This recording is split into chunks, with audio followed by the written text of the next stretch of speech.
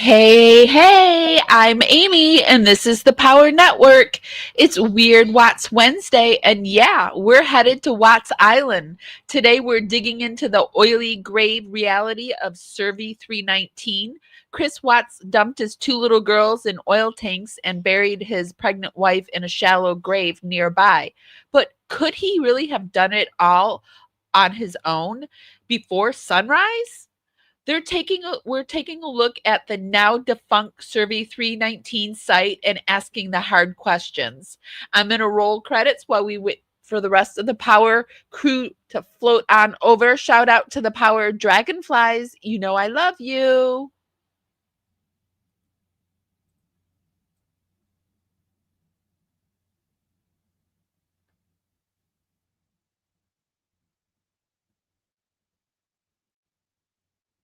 Hi guys, welcome to Parawomenradio. I'm Amy. Cavalier strumming this old guitar, words rolling out into the fire. Never ask why my heart burned blue. Here in the haze where you inspire me. Here in the darkness I hear my cue. Time to find some solitude. Here where my soul bleeds openly, deep in the heart of sin and you. Here in the blue, I'm falling deep into you. Here in the blue, I'm dancing with you tonight. That was an old intro. I forgot I didn't have one queued up, so I just had to grab one that was saved on file. So, welcome to the Power Network. Happy Wednesday. Sorry I was a little bit late. I was getting the bird all situated. He's eaten and now he's taken a shower, and now we the adults can talk about Chris Watts over on Watts Island. I thought we would talk about the Survey 319 and the possibilities. Could he have finished everything in the short amount of time that he had? What did he do out at the oil site? I've got a bunch of stuff that we're going to look at before we start. If we could just start that algorithm dance party that I like to do, just start warming up your fingers and dancing them right up to the hearts and thumbs up button. Helps us go out into the algorithm, party out there, bring more people back. It's just a free way to help me out, and it's really, really appreciated. Today, we're coming to you on Facebook, YouTube, and Twitch. So hi to everyone. Be sure to show us that love on the platform you're watching us on. It's really, really appreciated. Hi, Maura. It's good to see you over in chat. I am okay. I am okay. Actually, I'm dealing with stuff. I feel like when you have autoimmunes, you kind of just say, I'm okay. But maybe you're not. Maybe you are, because you feel like you're never okay. That's how I'm feeling. So, a little frustrated, but other than that, I am great. And I'm happy it's Wednesday because I do enjoy doing my Weird Watts Wednesdays with you guys. And I've been wanting to talk about the Survey 319 a little bit. And thank you for the love that you send my way, Moria. It's just so really, really appreciated, especially when I'm struggling. It's extra welcome because I can be like, well, Moira sent me energy, so it feels good. So thank you. Okay, guys. Hi, Valerie. I'm okay. How are you doing, Valerie? It's good to see you. Welcome. Welcome to everyone that's filing in. Today, we're talking about the Watts case. We're over on Watts Island, and we're going to talk about the Survey 319. What do you guys think? Do you think it is possible for Chris Watts to have done everything that he did when he was out at the Survey 319. There's just so much to the Survey 319, and we're only going to be here for like an hour or so. So we're only going to be touching the surface, but let me get my screen together and we'll start.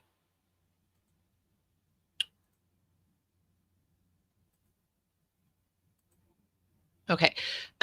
So for those just coming in, we are talking about the Survey 319, and the Survey 319 was the oil site that Chris Watts worked for Anadarko. They owned it, and this is where he drove his pregnant wife Shanann and his two little girls out. According to his story, Shanann was unalived on the back. Hold on, I need to take a drink of water. I just ate something before I came live. I ate with the bird.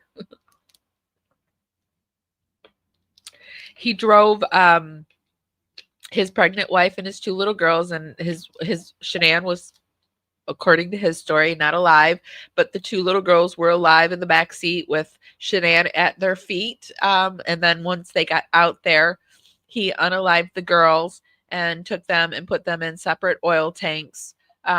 If we're looking at, let me make sure you can see what I have. Oh, hold on, let me take my media asset down. I've been playing with the new media assets and put that overlay up.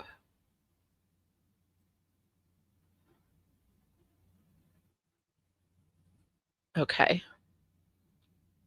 So this is the oil site. This is the exact route that Chris Watts took when he dumped Shanann's body and his two children. The oil site has been identified as Survey 319. Now, this is an old post. This is when people were trying to figure out, where the bodies were, because it had been announced that this had happened. And this is a picture of the oil site. And these were the oil drums that the girls were in up here. And then off over here, like over here, Shanann was buried.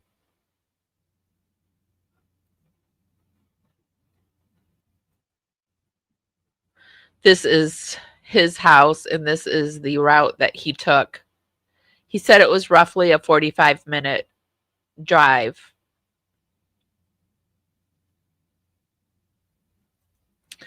Over on Reddit, people were asking Chris Watts case questions regarding oil containers. He rammed his two girls' bodies through small holes into crude oil containers. I know Chris Watts wasn't the brightest, but why dump them in these tanks where their bodies will remain forever rather than burying them nearby like he did Shanann? Why do you think he did this? Why do you think he put the girls in the tank, but then said he then supposedly buried Shanann? Why do you think he would do something like that? I know the grandparents, the Rusheks, thought that he was trying to separate them. Valerie says she doesn't think he did it alone. Carrie B. Hi, Carrie B. Did his watch verify steps up to the top of the batteries? I don't know. That's a good question. Did he have an Apple Watch on that night? I know Shanann had one, but I don't know if Chris had one. Hi, Cuff. Is this going to be fact-based? Is this going to fact-based? Is it possible and has been proven that he could have it the 85 minutes he was at 319? Several creators have the data. I'm sorry, I don't understand what you're saying there. Hi, Ron. He is a heartless monster. The only prep he might have done would have been SW's grave, and he did have a shovel. Yeah, it was. I've heard others speculate that they heard Bella talking. Somebody said they heard Bella talking about digging. They asked her what she was doing, and she said she was digging with her dad or something. But I've never seen where that came from. It's curious. CW phone pinged only on the ground of Anadarko's Batteries area, so it's still curious, plus the time schedule at Anadarko Batteries site to do everything. It's very strange how he got it all done. And there is one thing that we're going to look at, and it was looking at the eyesight of where Chris was in proportion to like how if somebody were coming down the road, would they have seen what Chris was doing? And would Chris have taken the been so courageous to do it right there out in plain sight where anybody driving down the road could have happened up upon him? I don't know. That's a good question to me.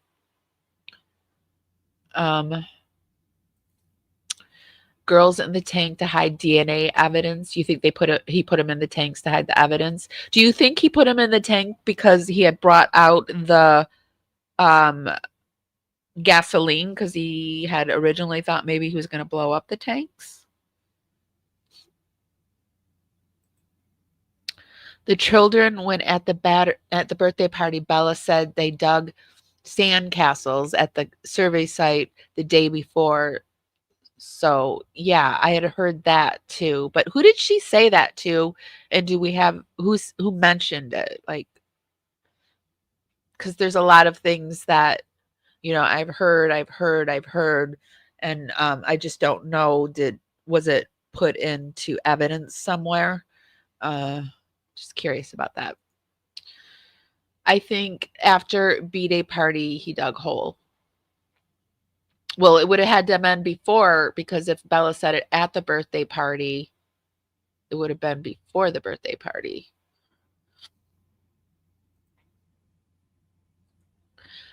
This person says, I don't think putting his daughters through the oil tank hatches was a spur of the moment idea. So this person thinks that it was premeditated, that he had decided that indeed he could get the girls through the hatch, which I know I spent time before this live trying to find the spot where Ronnie Watts mentioned that in an interview that he threw the paper plate in front of Chris Watts. He had gotten him a cheeseburger and threw it in front of Chris and said, how on earth could you have gotten their bodies through that hatch, because there's just no possible way. This person says, I'm confused by the fitted sheet. It was very rainy and windy at Survey on Tuesday, August 14th, but the sheet and plastic bags were found dry. The fitted sheet was also moved far away from Shan's grave by the wind, even going over 2-foot bushes. However, the plastic bags nearby stayed put right by the grave. What's odd for me is my mom's kids and my native tribal offices are in Anadarko, and my mom grew up there. It's such a small town with just a few thousand, but there's oil in places. Whenever I saw him and the company he worked for, it always gets my attention, and I end up thinking about his heinous actions. I sure hate remembering what he did. Has anyone looked into those patches? We looked into the patches with Cowboy just the other day, if you guys are interested in the patches.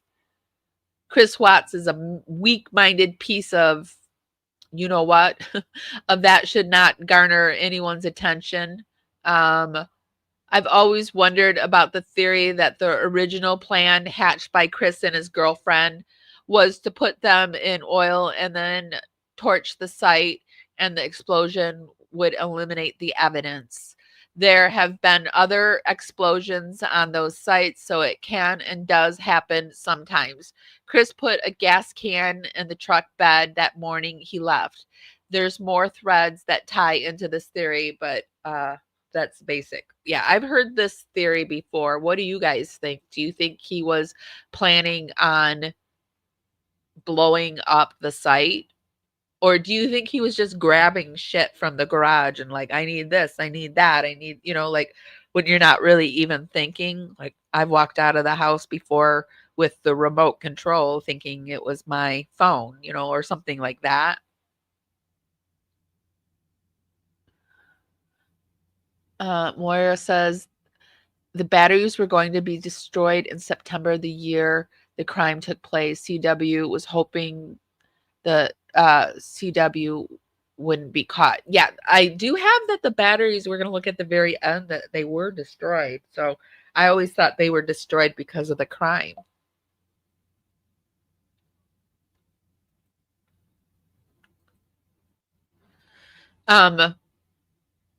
Let's take a peek at Ashley Banfield, because I don't even know how Chris could possibly get the girls in the tank. So this is a quick, almost 3.5 minute video that we're going to take a look at to how did he even get them in the tank? Because I don't even know if I think he put them through the hatch. Or through the top part. What do you guys think? They found those children in tanks that were nearly full. And as I have learned from you, the full capacity of these tanks is somewhere between 600 and 700 barrels of oil. That's a lot. So let's just say nearly full is 500, correct? Yeah, exactly. And, you know, the strange thing to me is openly available, you can find the production rate of that well. And at its best, it was producing about 200 barrels per month. So it leads me to believe that, you know, the oil probably wasn't completely drained out by whoever put the girls in these tanks. You know, they probably shifted the liquids from one tank over to the other one, opened, put it in, and then shifted the liquids back to the other side. That requires quite a bit of technical knowledge, and it does take a certain amount of time. And let me stop you there, operation. Because that was my next question. Obviously, that drill site producing only 200 barrels a month is not going to be able in 4 days. That's the time it took to find the bodies to fill even one of those tanks up to 600-700 barrels. It would take 3 months to fill them naturally. So just thinking that through, if in fact the opening on the top, and again I'll hold it up, is too small for Chris Watts to, as he apparently, according to the police, admitted, too small for him to put those children through, he would have had to do it from the bottom, which means the tank would have had to be empty, or he'd have been gushed on by a full tank of oil. So you're saying that there's a pump that goes between those two tanks, and he could pump one tank empty and put the now there's the thief hatch, and you can, I think that's your hand, Wesley, correct, right next to the thief hatch at the top. That's very interesting. So, but that would have taken more time. Like he would have had to go out the night before, because how long would it take one tank to pump all the oil over into the next tank? No, how would he have done that? How long does that take? Oh, I wish I knew, because he would have had to stood out there and did it to get them in each individual tanks. Because if that was the case, wouldn't he have just put them both in the same tank? Does that make sense to you guys? Yeah. Okay, so we get a relative that's my size. hand to give you scale. Yeah. And that's at the top. Yeah, this is an example tank that's similar. Yeah, that's part of what kind of bent my brain is, I really don't think you could easily get anything, and it's designed that way for you to not drop anything through that top hatch. They keep it very small, so 8 inches is quite small. That's what made me think you pretty much have to take that bottom manway open. I mean, this is his hand right here. I don't see how a child. I mean, I could actually see Bella fitting through it easier than Cece, because Cece was like, more solid. I don't know. And the standard design, there's 64 bolts, and you got to drain all of the liquids out to really, we have a picture of that. Put the picture up of the bottom manway, because Wesley's also given us an example photo of this tank where he is standing next to the manway. This is the actual site. What I'd like now is the example site of the manway that Wesley shows us, if we can show that. It's called the clean out manway. There it is. And you can see Wesley's hand. Now you can see the relative size of that opening and all those bolts that would have to be opened, unscrewed and screwed back on. And clearly it is at the bottom of the tank. So it's going to have to be that tank's going to have to be literally dry. But Wesley, just in terms of the time, because Chris Watts was seen leaving his house at 5:30 in the morning. And he had to have some kind of an alibi to be working by 7:30, 8:30, or 9:30 in the morning. So there were and it's 45 minutes to drive there. So he didn't have an inordinate amount of time at this site to dig a shallow grave for his wife, and then do all this work at these two oil tanks. How much time does it take to pump the oil between the tanks? It can't be the same as that forensic vacuum.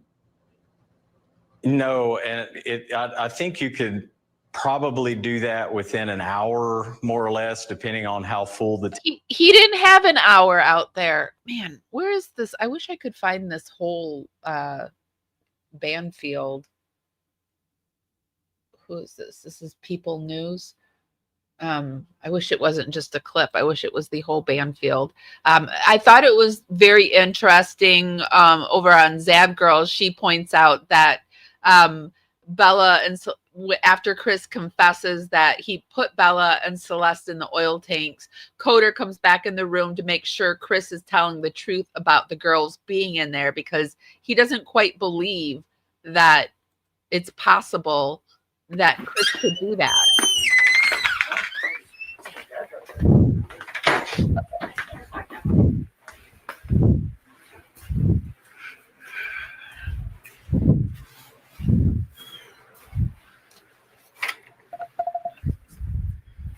I hold up. Here. Okay.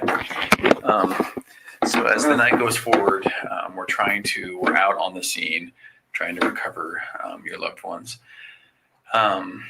So tell me again a little about that hatch. We have some guys out there who think that hatch is just too small. You think it's about what size? Let's compare it to this plate. It's about it's twice the size of that. It's twice the size of this plate? Yeah. Okay. Now, it sounds crass, but did you have to kind of squeeze them in to get them down there? No, I mean, one right. I mean, okay. I don't want to describe it, but I mean, it's like feet first or head first? Feet. Okay. And then were their arms like this, or were their arms like this? Because you were holding their arms? Okay. All right. So I know we've asked you 1,000 times and you're probably getting sick of it, but we're very, very concerned about how to get those kids out. You can imagine we can't really cut a hole in that tank because the sparks will blow something. Yeah. So I just want to make very sure that you're 100% sure that they're in there. Yes. Okay. One in one, one in the other. Yes. Now that doesn't make sense to me. Why would you? I wasn't making at this point in time. Okay. I was scared out of my mind. I didn't know what to do. Okay. So you carried one up, put her in. Did you shut it? It just latches. Okay. Oh, it's just a latch. Yeah. And then went back down, got the other one, went up the different tower. Is that how it works? It's the same staircase. Oh, it's the same to get up to both? Yeah. Okay. But they're two different tanks? Yes. Okay. So right beside each other. Okay. All right. And you didn't have to, I know it's gross, but you didn't have to No, cut them no, up no, or you didn't no, have to, no, nothing no, like that. no, Okay. no. All right. The one thing I really want to make sure is that you're doing so good right now and tonight. I would hate for, as we're trying to go out and get them, another accident happens and that comes back to you because we're out there because of this. Accident. You know what I mean? Like, if they're out there and they're trying to get these bodies, if they're not even in there and we're wasting our time. Oh, no. Okay. Okay, they're in there. Yes. Okay. Yeah, I just don't want somebody to have a spark that blows something up, and I don't want that to come back to you. So please don't waste our time. They are out there. Okay. All right. Yes, please.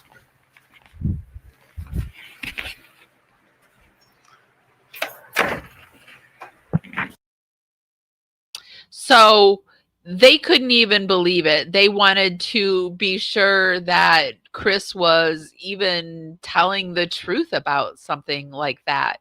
I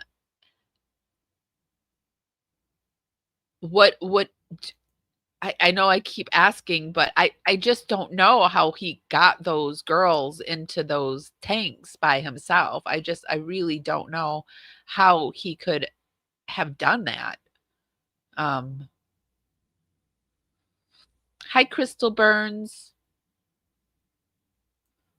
Apparently, the reason why in separate oil tanks was CW didn't want the children to be together. Apparently, CW said he thought they would decompose quicker separate. Oh, well, that might be it. I don't think that. Yeah, yeah. Hi, Julie. The full autopsy reports on the children are sealed for a certain amount of years. Yeah, Chris did that for us. Chris did that somehow. Yeah. So there's no doubt in my mind he put them in there. We just don't know the whole damage. Yeah, we don't know exactly how he did it. And I mean, I guess I can see, like, after unaliving somebody, you might be in a trance and not remember everything that you did. But uh, um, Moyer says, what surprises me, LE doesn't ask who is we. I know. That's what they should have picked up on and asked. They didn't pick up on a lot of stuff. Yes, Julie, this case drives me insane because I know Chris didn't work alone, but is the only one doing time for what he's done. Hopefully one day. It just surprises me that the family is okay with the explanation that Chris put him through the top hatch. Like it just seems so unbelievable to me that that could be possible.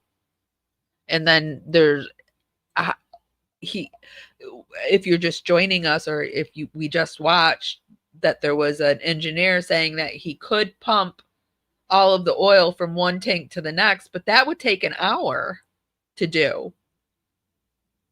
So that would mean 2 hours because he would have to pump it all to one tank, put one of the kids in, pump it all over to the next tank, put the kids in. So that's 2 hours. There's just no possible way. That's if he did it down below. So it would have to be up above. We don't have the full autopsy report, so maybe there was more damage to the bodies than we know. I found and there were questions too in the last live that we did with Cowboy RC. He had mentioned that the ground in Colorado is not like a light ground. I mean, it's not like fluffy. It's hard to dig in. I guess if they did it the day before, that would give them more time. It was a very shallow grave. But I asked AI, was it possible for Chris Watts to dig a hole for Shanann in such a short amount of time? And this is what AI told me. Chris Watts buried Shanann in a shallow grave at his work site near an oil storage facility. Reports state that only about 3 inches of dirt covered that. And by the way, I regularly fight with AI. AI is annoying to me. Like they get it when the Seva Fox founder, she passed away. I fought with AI for an hour. I even gave them the link stating that she had passed away, and they're like, nope, we have no reports of that. I'm like, but it's right. Anyway, I'm fighting with a machine. So it says he also reportedly used a broken rake to clear brush for the burial. Regarding whether that was possible in a short amount of time, shallow grave, given the details of the shallow nature of the grave, digging it would not have taken as long as a traditional grave, which is typically deeper. Time constraints. The timeline of events places the disposal of the bodies between approximately 6:53 a.m. and 8:30 a.m. This leaves a limited window for Watts to drive to the site, bury Shanann, and dispose of the daughters in the oil tanks before his co-workers arrived. Premeditation. Some sources suggest Watts may have premeditated the site. I think he would have had to. Selection for days or weeks.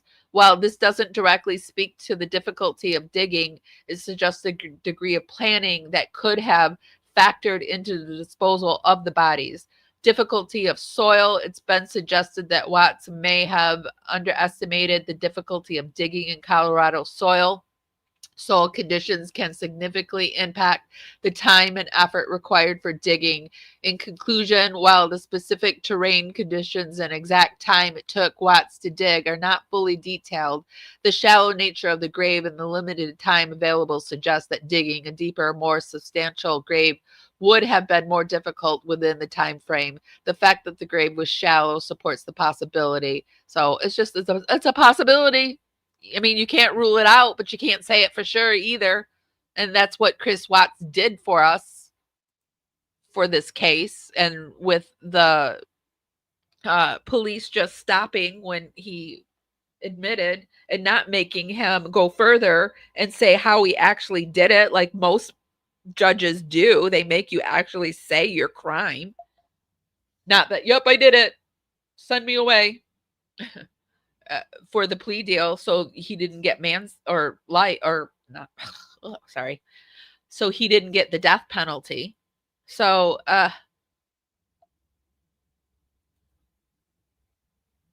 was there let's see, I think you said something before that. Yeah, exactly. More what did Moira say? Moira said, Amy, what I don't understand is why didn't CW tell SW's family when with them for a holiday? Sorry to say, we're not compatible anymore. Can they stay with you while we sort out? Why didn't she even said, I'm not going to come back if this is what it's going to be like. I'll stay out here. But he's like, no, come back. Like, that was his way. He could have gotten rid of them that way. So good question, Moira. And it looks like Crystal agreed. So here I found this page that I thought was pretty interesting. It's called The Shakedown, and they go over the side view of the Survey 319 crime scene. They talked about how most of the glimpses we've gotten thus far of the Survey 319 site have been aerial shots from news helicopters, and they go in with Google Earth. And they talk about giving the remote location of the site. And by the way, you guys, everything that we watch or view during this live, I will put over in the YouTube show notes. We don't always watch everything, or I'll start and stop it and talk over it. But I will put it in the YouTube show notes. And I do this for fair play use as well as to cite our sources. This is all our research and for entertainment and educational reasons only. And I encourage you to go out there and do your own research. But this article puts up like when Chris Watts drove to the site before dawn of August 13th, was he visible through the line of sight? So would Chris Watts be so brazen to go out to this oil site and do all that he did alone for 2 hours and have the possibility of somebody coming up on him, but still go out there and do it? Or did he have a lookout? Was there a lookout?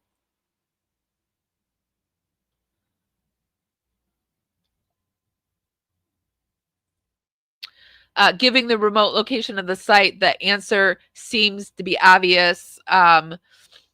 And then this person does an analogy of when they drove up on a site and what made them decide to do this whole research. And the line of sight at Survey 319, although we feel like we know all there is to know about Survey 319, they wanted to clarify that the line of sight issue, at least in their own mind, Google Earth takes us right there, but we're still not there on the ground, as it were.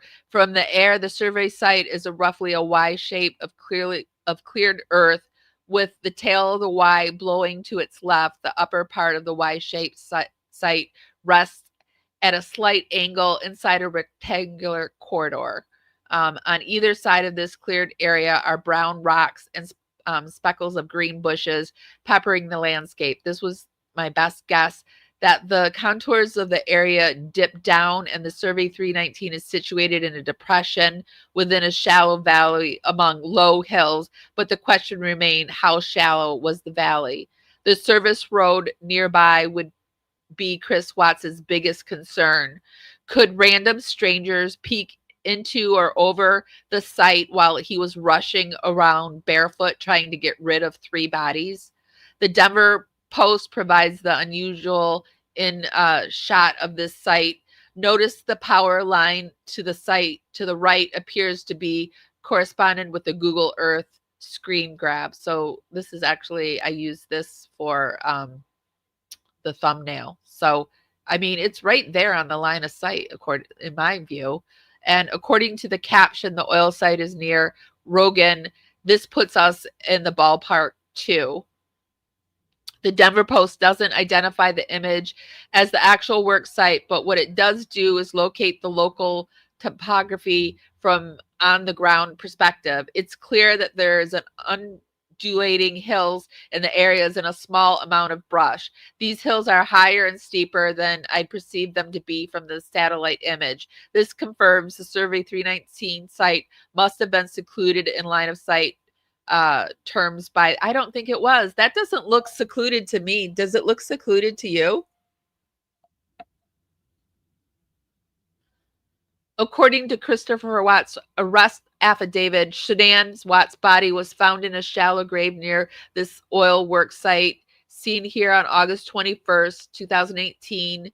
Both of her daughter's bodies, 4-year-old Bella and 3-year-old Celeste, were submerged for days.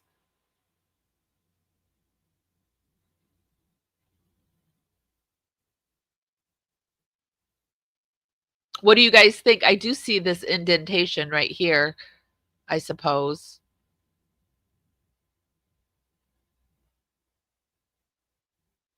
Let me go back up. So, no, I think it's in plain sight. I think if somebody was driving up this road, even if there's little hills, this area right here is in plain sight. Let me see what you guys are saying.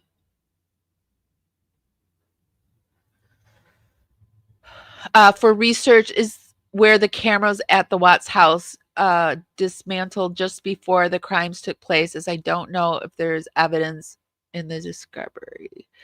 There were cameras in the back of the neighbor's house, but there weren't any cameras in the back of the Watts house. Like, we did see that over on Nate's house. This was like a month ago. We saw in his back of his house, he had cameras back there, but we don't know if they were back there at the time. So, but are you saying that there were at one time cameras back there on the Watts property? Anadarko weren't happy that the destruction of survey was delayed and cost them more money. I didn't know that about that's good information. I know it's like a deep rabbit hole, isn't it? I am going to start looking at other cases. I do want to, the Kohlberger case is coming up and I want to follow that case because we followed it back when it first happened and we've been waiting for the trial. I eventually would like to start driving to trials and attending them and reporting for you guys at trials. That's like my goal, my dream. And I would like to also do a road trip where I visit Shanann and the girls at their grave and maybe even go to Colorado and see the house. But those are just goals. All right, let's keep going. I wanted to look at more of this shakedown. I did like this. He had Chris Watts, the crime scene at Survey 319 just got a lot more complicated. He's talking about the 8 inches. A petroleum engineer has told HLN that the access hatch, in the expert opinion, is too small to fit even the bodies of small children. Though the crime scene at Survey 319 just got a lot more complicated. I just do not understand how we're going with the narrative that these girls were shoved down this hatch and there's no way that they could have got in the sideway either because, well, all right, let me think. He left, what did we say? He left his house at 5:30. Let's just say it took him an hour. So he got there at 6:30. People came there, like just pumping the things back and forth for 2 hours. That's not enough time to do anyway. I just can't see how he could have possibly did it.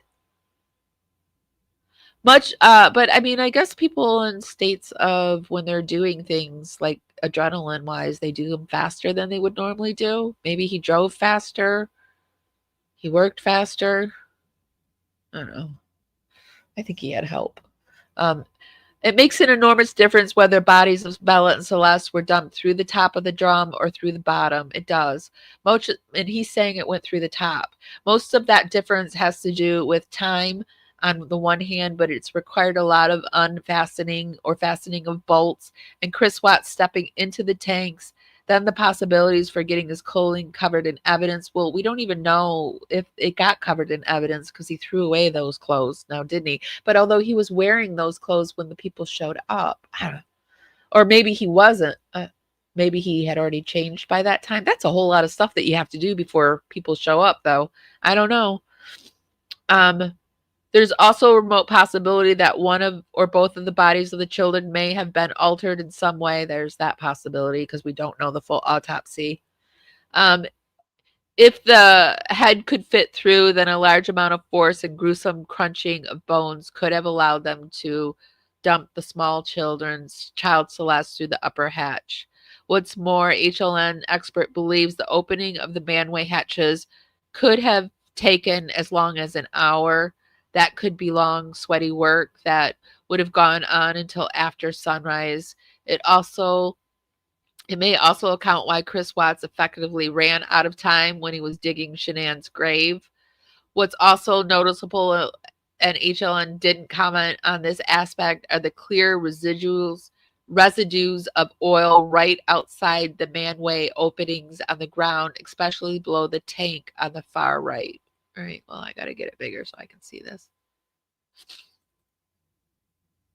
Oops. Did it get bigger for you guys? Okay, it did. Let me make it even bigger for you.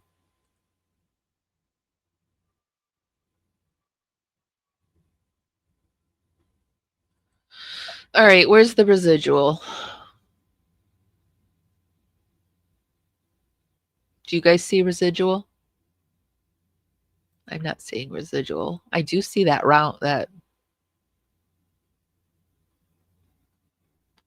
I mean, it looks no more residual than this over here. Because is she calling, or are they calling this residual right here? Because this would be residual if this is residual. Drink every time I say residual. Residual.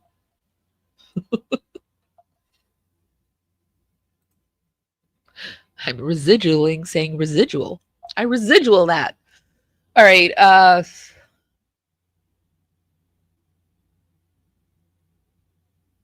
Is that the oil? Is that what they're talking about? Is this supposed to be oil? Because that looks like a walkway to me.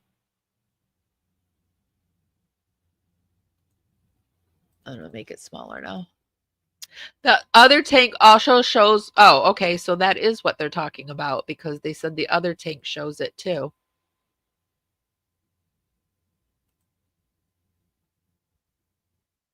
The other tank also shows what appears to be a smaller black stain. But isn't it weird how it's a perfect square, like a rectangle? These stains could have been made by Watts or by the cops when they drained the tanks in. Oh, this was after the tanks were drained. So we don't even know if they did it.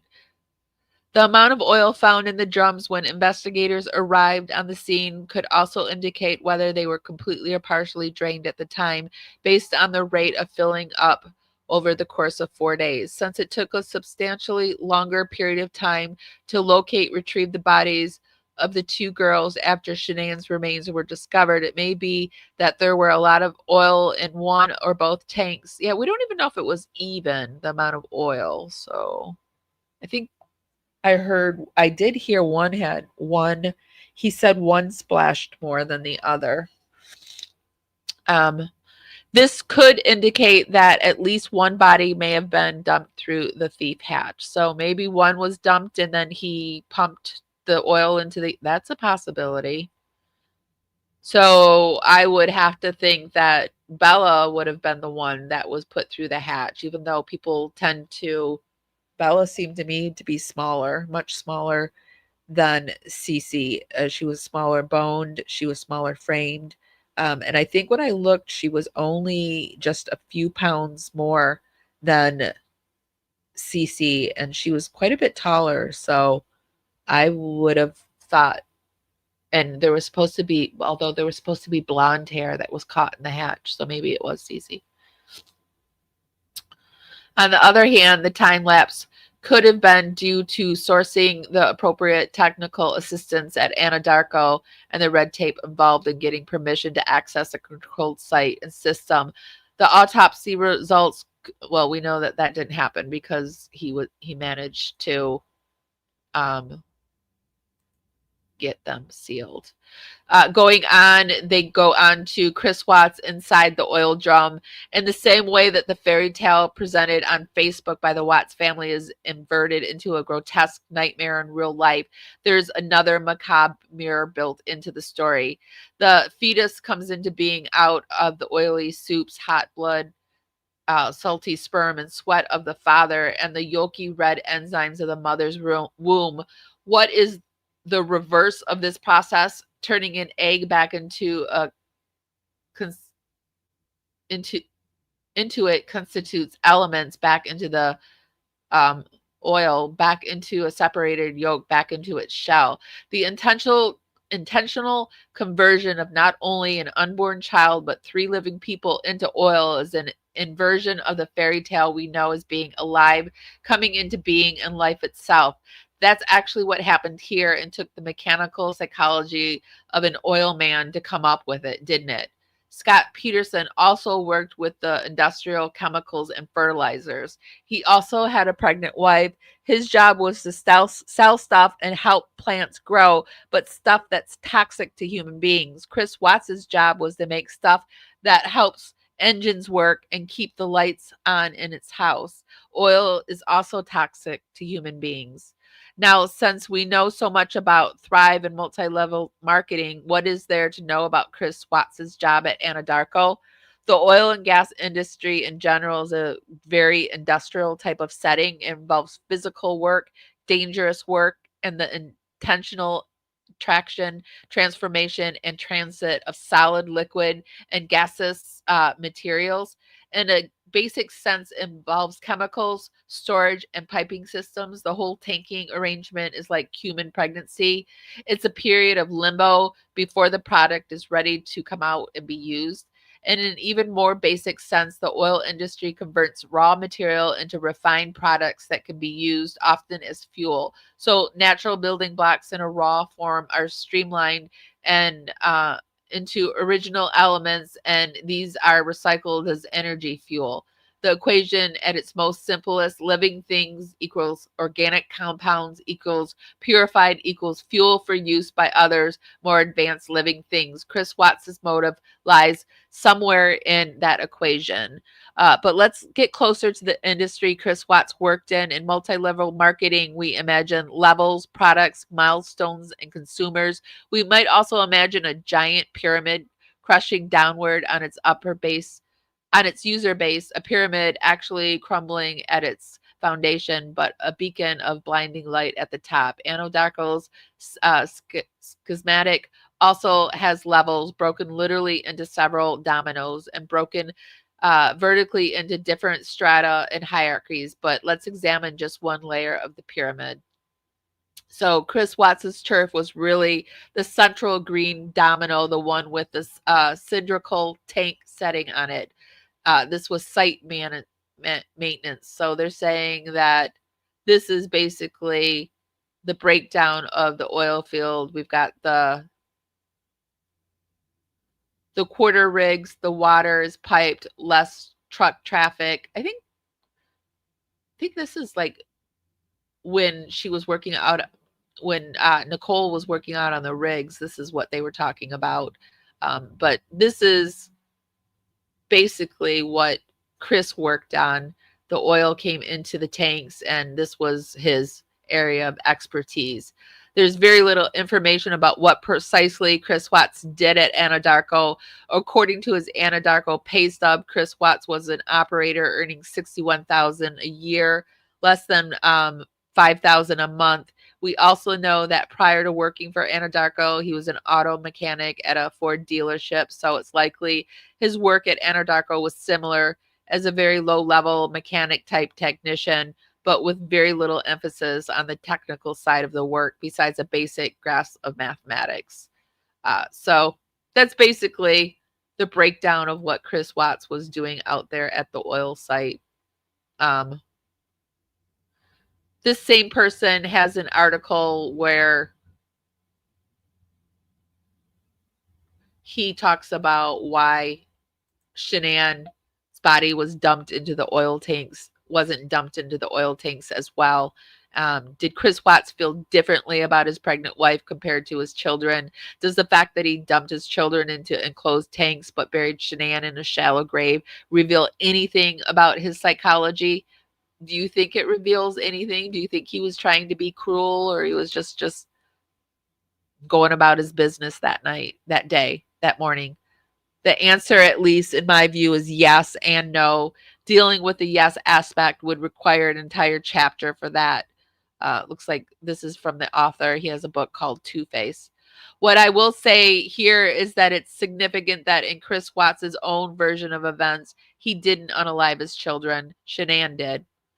We may shake our heads dismissively at the claim, but if we do, we're missing the point. In this own version of events, he admits to being angry at Shanann and he blames her for unaliving their children. What we have here isn't necessarily a matter of fact, but symbolism.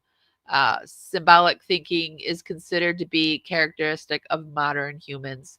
In his mind, Chris Watts may or may not have rationalized that Shanann's behavior in a particular area doomed them as a family, that Shanann was killing him in some particular way. In Two Faces, I go into some detail into how and where the psychology is rooted and what it means. Has anybody ever read this book, Two-Faced? I haven't. Let's get back into the original. Well, I guess let me come over. Has anyone read Two-Faced? Let me see. The oil in those were not black. Also, it said it was after they had already drained the tank, so I can't be sure if it was, like what it was. When the tanks were drained, if you would have noticed, there's no black oil on any of the firefighters or anything. The oil is not black. And it's too perfectly square to me. I don't know. What the recovery team went through was traumatic. Yes, some of them have even had to retire. One child was floating. There was skin slippage on another. I added that. You didn't put that in there, but yes, there was skin slippage. Even there was less oil in the other tank, but there has been. I don't know what that means at the end. On the Friday. Oh yeah, there was a small leak, and that was the whole point that Chris was supposed to. Hey Jen, how are you? That was the whole point that he was the one going out there because of the oil leak, which I even have questions about that because wasn't it NK that dealt with those quality control issues? So wouldn't she have been the one to send Chris out there on that job, and then she didn't show? Yeah, I I don't know. I can't see how he could have done all this without help, but then I can't really say. I don't know. CW tried to abort baby Nico when they were on holiday with SW's family, so premeditated for sure. I forgot about that. He did, and I feel like if he had been successful with doing that I do think that the girls would have lived for a while, or maybe, and then he would have got into with NK, and then her life. If she wasn't a part of it, then her life would have been in danger. Like, I don't know. Unless she helped them. This is one of the things that I really wish I knew, or I am very envious of those people that are solid in what they think. Like, I am always very envious, even if I don't agree with you. I can be very envious of you for being very solid in what you believe, because I just don't know how you can make these decisions without without truly know, you know what I mean? Like, I'm so on the fence. Drives me crazy. This case drives me crazy, but in a good way. Because I enjoy spending time with you guys and talking it out, and it helps my brain think. When I'm fighting minor flares, I get this really hard. It's really hard for me to think, so it's good for me to do these type of things. Bye, Jen. Thanks for popping in. In my opinion, and this is not proven anywhere, I think there was some preparation that night before he took the girls. I would have, I would think there would have had to have been, because I can't see how he could possibly do all of it, because I don't even think he had a full 2 hours out there. And that's a lot. It's a lot going up and down tanks, draining, not draining, even like, yeah, it's a lot that. And I don't even think he had a full 2 hours out there. I know, it's deep. It's deep. I've started a Team Gen X page where I'm doing new Gen X type videos for my, just to get my mind off of true crime and stuff.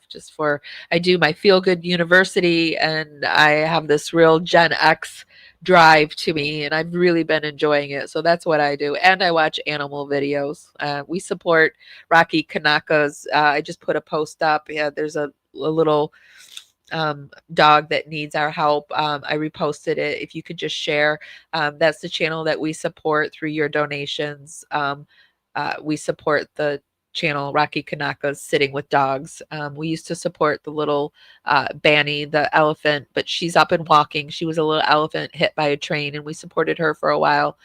She's back on her feet. Now we support the Sitting with Dogs channel. So I suggest that all of you go and do something light and fluffy, and something that kisses your soul and your heart and helps you feel like the world's a little bit better, because this is deep, dark stuff, and it's okay to delve into it, because we live in a deep, dark world.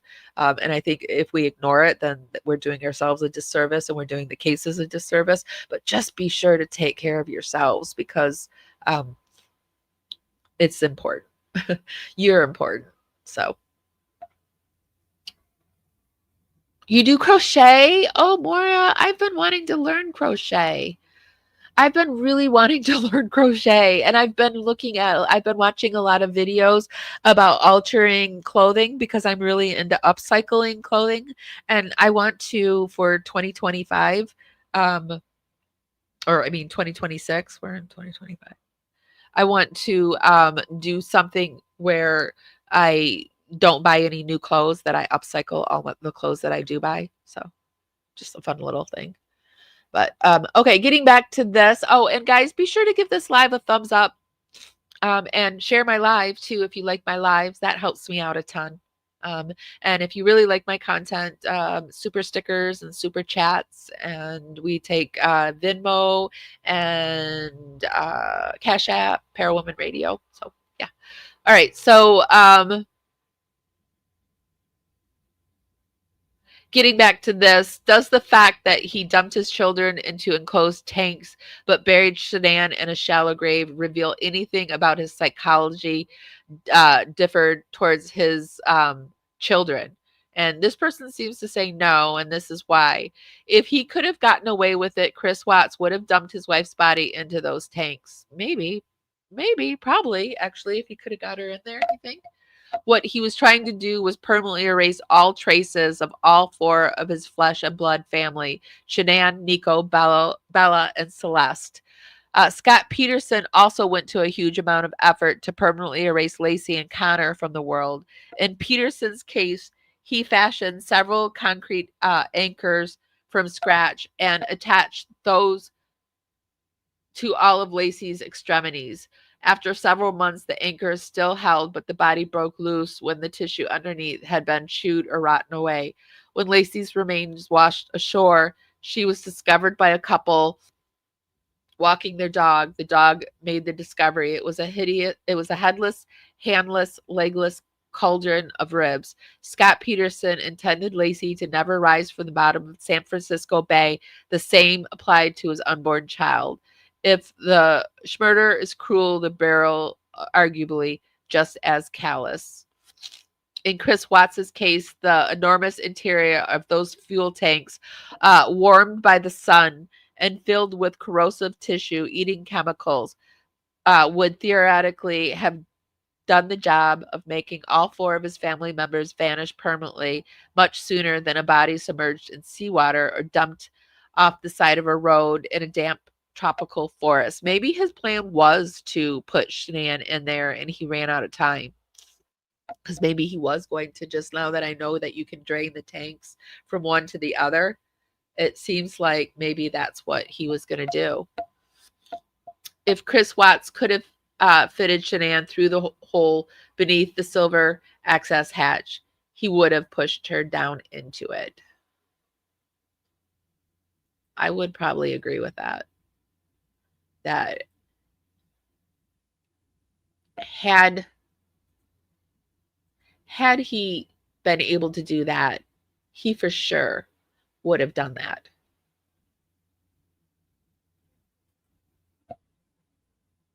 If CW had actually thought it out more, he could have used lime. Yeah. I think he was planning on doing a lot more with the oil tanks than he had time to do. And I think he planned on being out there a lot sooner, but because Shanann's plane was so late and she got in later, it kind of made everything later. But maybe he didn't know that her plane was late and he had already done what he did to the girls. And he was like, well, I've done this to the girls. I've got to go through with it. But then the girls, woke back up because he can't ever do anything right because he's a Nimrod. So that's another option. Never really thought about that. Maybe he ran out of time because of the fact that the plane was late and all of that. And maybe she put up more of a fight than he expected. What do you think about that possibility? Here back over on Reddit, this person, and I've always thought this too, I think that Bella was the only one alive when they got to the oil field.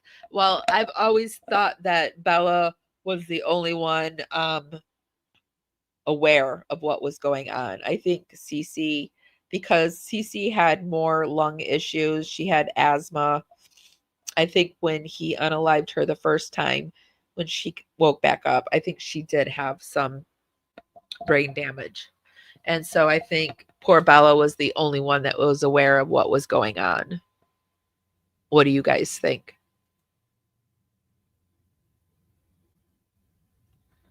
Here, just as a final, Daily Mail did report the harrowing photos and written report details the painstaking process of retrieving Chris Watts's 2 daughters from enormous oil drums 3 days after their father unalived them and dumped their bodies. So, hazardous material incident narrative report filed by the Colorado. And incidentally, because they were put in these drums, it was very hard to get their bodies flown across country because no airline would fly them because the girls were toxic. They had to be encased in these special coffins. And I think the military flew them across the country. And then they had to be buried specially because they were explosive. Their little bodies were explosive.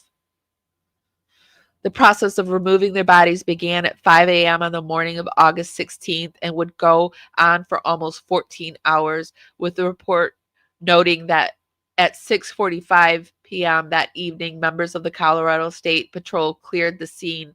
In that time, the oil from the 2 400-barrel tanks on the scene were manually drained by workers who carefully poured the liquid over metal screens to collect any possible evidence. Then, once the tanks were emptied, men in self-contained breathing gear entered and removed the bodies of Bella and Celeste, whose skin came off their bodies as they were passed out of the tanks. Their mother and unborn baby brother Nico were found just 100 yards away in a shallow grave. The report reveals that diameter of the oil tank's opening was only 8 inches, meaning it would have been too small to fit Shanann's body and probably the baby girl's. All right. So Cuff You points out that, like, I don't even see the oil on the ground here. Like, I think what we were seeing, well, maybe the oil pooled. I don't know. I don't see any oil, but there's a dark, oops. Man, I hate this. Hold on a second, you guys.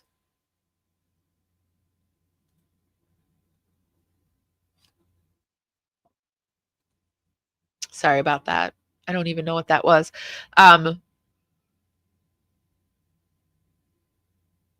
Yeah, I don't see any oil either. I mean, I see black, but it's just smudge.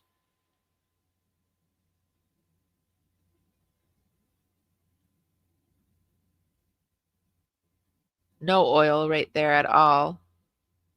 There's no, I think that thing, that black thing that we saw was something, what was like a piece of plastic or something left there.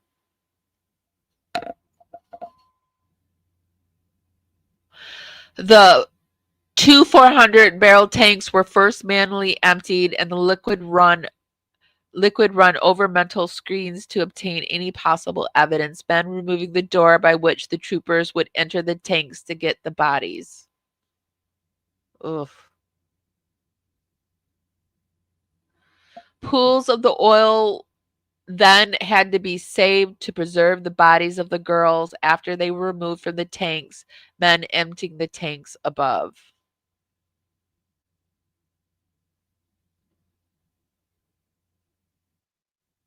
I mean, is this the video?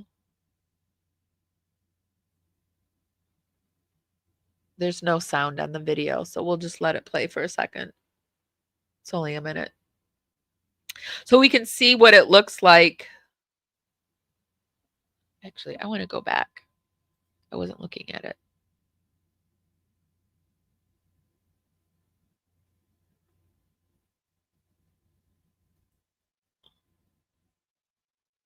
Let me see what you guys are saying. Hi, Sidewinder. How are you doing?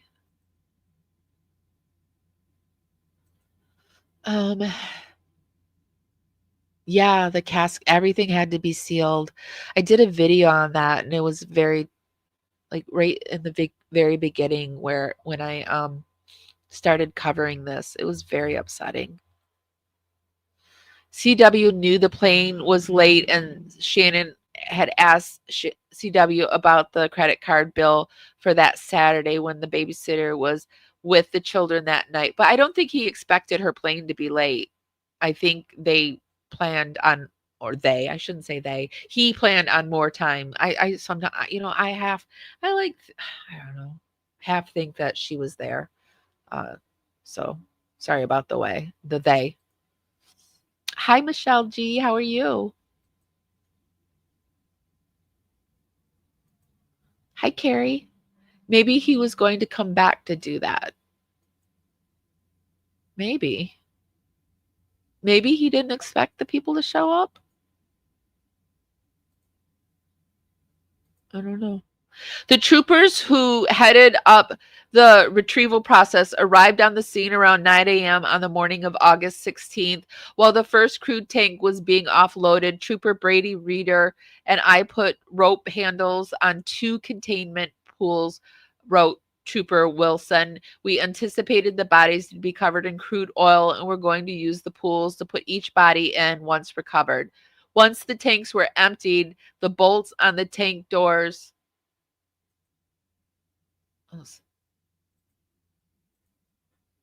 The bolts on the tank doors at the base of the barrel were taken off by the team on the scene. Sergeant Armstrong went up to the top of the tank and looked in the thief hatch, states the report. Sergeant Armstrong told me he could see what looked like a body face down on the south side of the tank. Photos were taken, and then the men began the process of removing the body from the tank. because of the level of oil, sludge, and toxic. And I have a feeling like I'm going to get demonetized for this video for the topic. So if you guys can be sure to like this, share it. These are all ways that will help my channel. Because I think I'm going to get demonetized from the topic. But because of the level of oil, sludge, and toxic fumes, the men could only remain in the tank for a matter of minutes, making the process that much more complicated and difficult. Trooper Reader went in first, then me close behind. There was a body face down on the south side of the tank with the head facing west. It appeared to be small female child, reads the report. Trooper Reader grasped the upper portion of her right arm to turn her over. Trooper Reader then lifted her by both upper arm as I held her right leg. Trooper Reader held her left arm and left leg as we moved the body towards the manway. The victim was then moved out of the tank, but during the process, her hand degloved of its skin. That's the skin slippage that they're talking about. The skin was retrieved and given to a member of law enforcement on the scene. So, and this is also what they mean when they talk about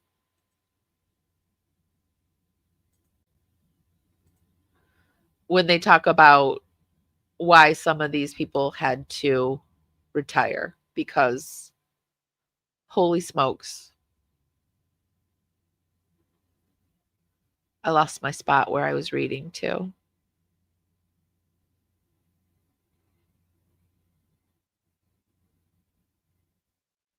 That's it right there. So here's some more pictures. This is the third where Shanann was found. The opening to the tanks had a diameter of only 8 inches, which was too small to fit the body of Shanann, who Chris buried in a shallow grave nearby. This was at the funeral.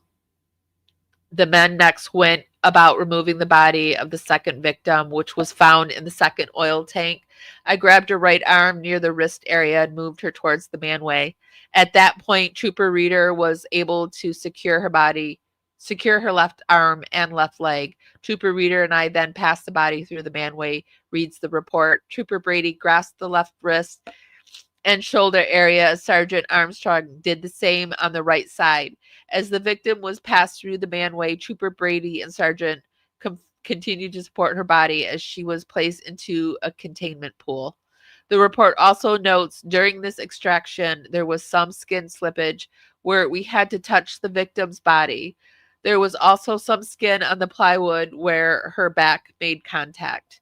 Some skin was also lost while the body was being moved to the oil pool. Sorry, I'm choking back a sneeze, you guys. I don't know this weather. I think like I'm getting allergies because I've been sneezing so much lately, that or I'm fighting a flare up. Trooper Brady grasped. The report also notes during the extraction there was some. I already read that. There was also. I already read that. Trooper Reader and I then walked around the inside of the tank, which also had approximately 4 inches of crude sludge in it. We did not locate any additional evidence in tank. We exited the tank and walked over to the field south of the tanks. The body was turned over to the Weld County coroner. Sergeant Armstrong continued to monitor the second victim using a 4-gas monitor as the Weld County coroner and pathology attempted to remove the crude oil utilizing several oil absorbent pads. The second victim was then placed into a body bag and taken to the Weld County coroner's vehicle. Bella was 4 and her sister Celeste had just turned 3 at the time. They were unalived by their father. Watts had told authorities just 1 day prior that his wife, Shanann, who unalived the girls, claiming that he in turn unalived her in a rage. So that's what they had to deal with. And Survey 319 was decommissioned. And this is the Erie. Oh, it's been taken down. Forget it. Never mind. That's another thing about covering the Watts case. You never know when the footage is going to be there and when it's not. But that was the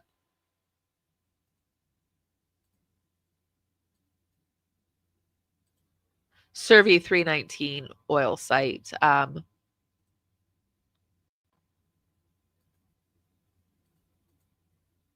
What do you guys think? The restaurant tab was being queried by Shanann as suspicious, were leading to evidence of CW having an affair. Yeah, I mean, it was all coming to a head, wasn't it? Like, it was all coming to a head. This guy has to worry about getting roasted by his wife for a restaurant tab. The way she pissed money away. I don't know. I mean, what a ridiculous thing to unalive somebody over, wouldn't it be? Just to be roasted over a tab. What a completely weak way of handling things. But that was Chris. Hello, Sidewinder. Yeah. Okay, so I have gotten what you guys have said. So that is all that I have on. Let me make sure I showed you everything, though, because I had a lot up today. I had some TikToks that I had saved where they were hammering home the fact that how on earth could the girls have fit through the hatch. But I think I pretty much hammered that home. I don't think I need a TikTok to hammer it home anymore. Do you? But yeah, that's all I have for today. I will put the links to everything that we talk about, and the restaurant tab. Yeah, it was being queried. It was. But any woman would have clocked that. And I mean, good point. Like, I don't think it's fair when one person in a relationship can spend all the money and the other person can't, or they've got to like hand over their account, their check account, or their paycheck to somebody. But I would never enter into a relationship like that. When I was married, we had our joint accounts and we had our individual accounts. And I just think that's the smart way to do things. It's not like you don't trust them, but I mean, you do have to maintain, you come into this life alone and you go out alone. So I really feel like you've got to take care of yourself in some way to make sure that you're safe. And so.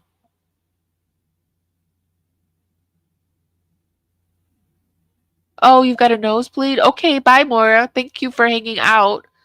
Take care of yourself. Thank you for being here. Thank all of you. Thank you. I want to thank all of you for being here. I am going to be celebrating my 3-year, I consider it 3 years, but I've been on YouTube for a lot longer, but I've been covering the Watts case. I first started out covering the Gabby Petito, and then I moved into the Watts, and then the Idaho 4, but in October. So we're going to do our birthday celebration in October. I'm going to do either a 24 or a 48-hour live stream where we have some giveaways in July. So just next month, we're going to do that. And we're going to unveil our merch. We've got it all ready. And so we're going to launch our merch. I'm going to have some giveaways. We're going to show all of our best shows that we did for the last 3 years, and then we're going to do the celebration, the birthday celebration, probably do the same thing in October, but I feel like doing it in July too. So I'm going to go.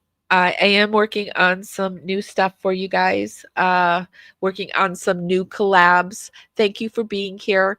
Be sure to give this live a thumbs up and share it, because like I said, I think we're going to get hit with demonetization because it was a deep deep subject that we were talking about. So I do understand it, but any added help would help this girl out a ton. So if nobody's told you this today, and even if they have, I'm still going to tell you guys this. I love you guys so, so much, and I'll see you next time. Bye, guys. And if you're not subscribed, why are you not subscribed? I would really, really, really love to have you as a power subscriber. If you really like my content, be sure to become a dragonfly, and that's our membership, and it's $2.99 a month. I release all my videos early. We have special emojis over in the chat room. I kind of share things ahead of time with my dragonflies, and I go live sometimes just for the dragonflies. It's a way that I can support you guys and give you more content, and it's a way for you to support our channel. It's $2.99 a month, and I would love to have you. I miss my cue, but baby, I had you.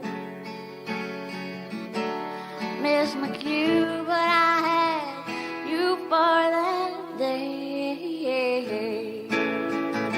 Here in the blue, I'm falling deep. Be sure to give this live a thumbs up. Helps me go out into the algorithm party out there. Bring more people back to the party. It's just a free way to help.